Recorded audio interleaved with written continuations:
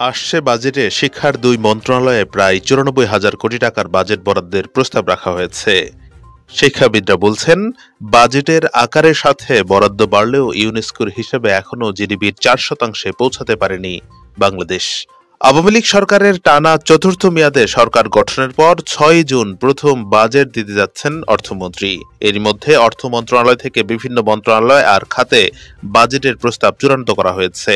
সেই খাত বিবেচনায় শিক্ষার দুই মন্ত্রণালয় এই বরাদ্দ পেতে যাচ্ছে। এর মধ্যে শিক্ষা মন্ত্রণালয়ের প্রাথমিক ও উচ্চ শিক্ষা এবং কারিগরি শিক্ষায় বরাদ্দ থাকছে প্রায় ৫৫,০০০ কোটি টাকা। অন্যদিকে প্রাথমিক এবং গণশিক্ষায় ৩৪,০০০ কোটি টাকার কিছু বেশি বরাদ্দ আসছে। এই বিষয়ে সম্প্রতি একটি টেলিভিশনে কথা বলেন শিক্ষামন্ত্রী মহিবুল হাসান চৌধুরী নওফেল।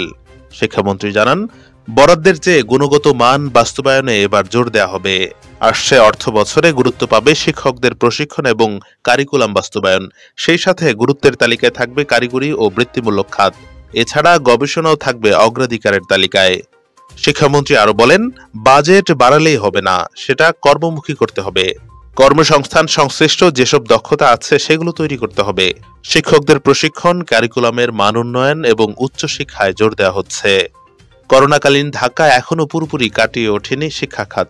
সেই সঙ্গে আরও কিছু চ্যালেঞ্জ ছিল যেগুলো উতরে বাজেটের সঠিক বাস্তবায়ন গুরুত্ব পাবে বলে মনে করেন শিক্ষামন্ত্রী।